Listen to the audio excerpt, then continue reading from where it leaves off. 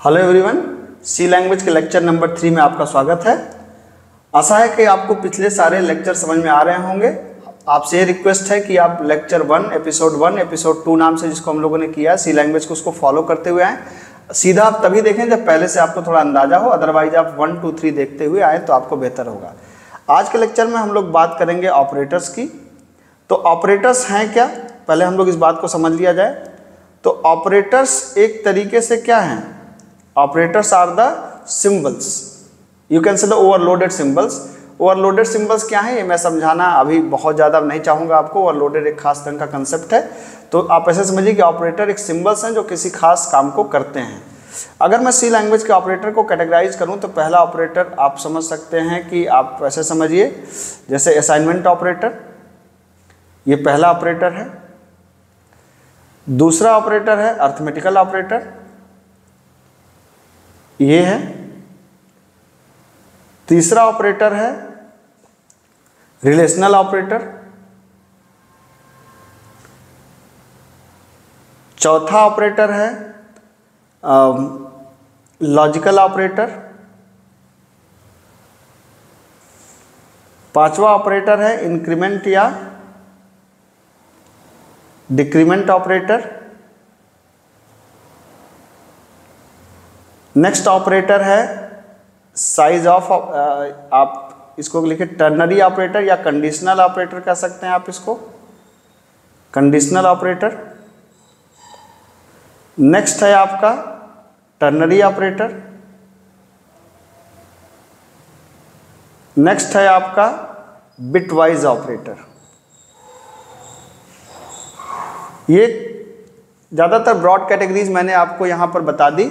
अब एक आध दो छूट नहीं, मेरे ख्याल से कामा वगैरह को अगर आप ऑपरेटर ट्रीट करें तो एक अलग से ऑपरेटर हो गया, अदरवाइज सारी मेजर कैटेगरीज मैंने आपको बता दी।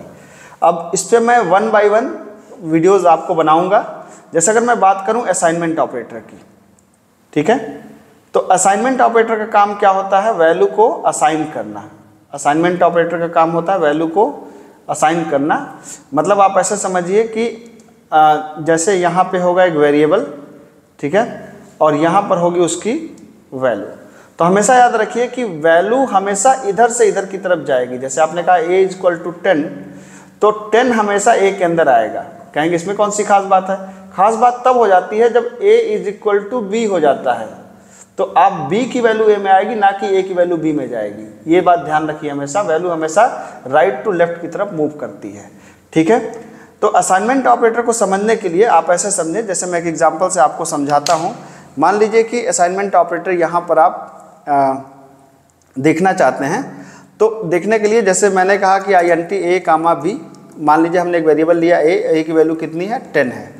तो जब a की वैल्यू 10 है तो हम चाहते हैं कि b के अंदर a की वैल्यू चली जाए, तो हमने कहा b = the value of a।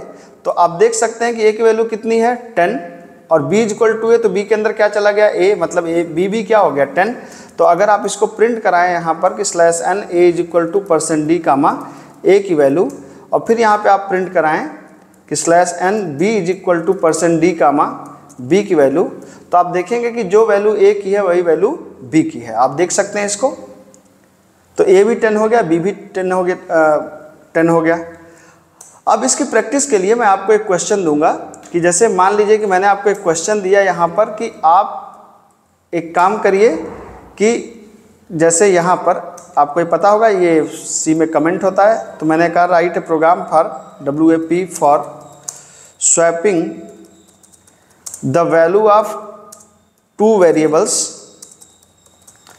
With each other, ठीक है, विथ ईच अदर। 2 वेरिएबल्स की वैल्यू को एक दूसरे के साथ स्वैप करना है। मतलब आप ऐसे समझिए कि जैसे एक वेरिएबल a है तो a के अंदर 10 है, एक वेरिएबल b है, b के अंदर 20 है।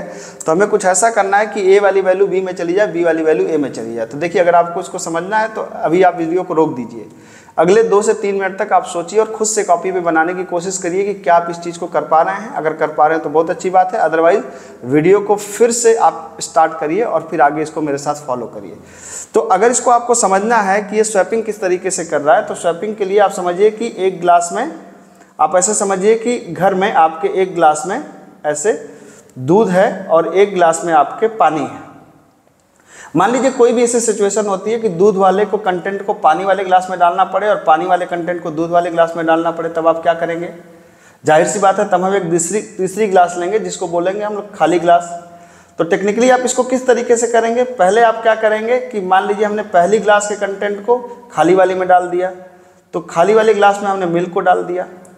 अब ये वाली हमारी ग्लास खाली हो गई, तो अब वाटर को हमने मिल्क में डाल दिया। तो इसका मतलब हो गया कि मिल्क के अंदर हमने किसके कंटेंट को डाल दिया? वाटर के कंटेंट को डाल दिया। वाटर वाली ग्लास खाली हो गई, तो अब जो खाली ग्लास थी जिसके अंदर मिल्क था, इसको उठाकर यहाँ पे डाल दीजिए। तो ब्लैंक के अंदर आप क्या डाल सकते हैं? वाटर को डाल सकते हैं। तो आप देख लीजिए यहाँ पर एक काम हो गया आपको। अब इसको प्रोग्रामेटिकली आप समझना चाहें तो आप कैसे कर सकते हैं? आप यहाँ पे ऐसे कर सकते हैं कि जैसे आपने कहा कि आपने एक लिया INT A इक्वल टू 10 और आपने लिया B इज इक्वल टू 20, ठीक है, sorry B is equal to 20। आप एक C ले सकते हैं। हम चाहें तो थोड़ा सा अच्छे इंटरफेस के लिए हम चाहें तो हम कह सकते हैं कि /n बिफोर स्वैप, यहाँ पे /n करिए, ठीक है। और आप कह सकते हैं कि printf /n A is equal to A की वैल्यू और B is equal to B की वैल्यू। थोड़ा सा यूजर इंटरफेस को बेहतर करने के लिए कि सबको प्रोग्राम जो रन करा रहा है उसको समझ में आए, हम लोग इस तरीके से करते हैं। B इक्वल टू B की वैल्यू, तो हमने कहा कि A इक्वल टू A की value, B equal to B की वैल्यू। अब हमने स्वैप करना स्टार्ट किया, मतलब C के अंदर खाली ग्लास के अंदर हमने A को रखा, जैसा मैंने एग्जांपल दिया था। तो हमने C के अंदर पहले A को रखा, फिर A को हमने B में रखा, तो A के अंदर B को रखा और B के अंदर फिर हमने C को रखा। तो आप इसको मैप करिए। मेरी जो बात मैंने कहा था कि जैसे खाली ग्लास, तो C हमारा क्या है? खाली ग्लास। तो खाली ग्लास के अंदर आपने क्या रखा था? आपने रखा था मिल्क। फिर अब मिल्क वाली के अंदर आपने क्या रखा था? आपने रखा था वाटर। और फिर वाटर वाले के अंदर आपने किसको रखा था? वाटर वाले के अंदर आपने वापस मिल्क को रख दिया था। तो अब इसको आप इन वेरिएबल से आपस में सब्स्टिट्यूट करके आप देख लीजिए, तो बिल्कुल डेफिनेशन आपकी मैच कर रही है। तो जैसे बिफोर स्वैप था, इसी चीज़ को आप फिर से यहाँ पर लिख सकते हैं printf /n आफ्टर स्वैप की। ये आफ्टर स्वैप आप कर सकते हैं कि स्वैप करने के बाद क्या हुआ? printf /n A is equal to A की वैल्यू और printf /n B is equal to %d comma B की वैल्यू। आप देख सकते हैं, आप रन कराएंगे तो आपका ये प्रोग्राम बिल्कुल आ जाएगा। तो before swap A equal to 10, B equal to 20 और स्वैप करने के बाद A equal to 20, B equal to 10, ये फिजिकली वैल्यू आपस में बदल गई, आप देख सकते हैं। ये एक आसान एग्जाम्पल है। अगले लेक्चर में हम लोग अर्थमेटिकल ऑपरेटर को देखेंगे।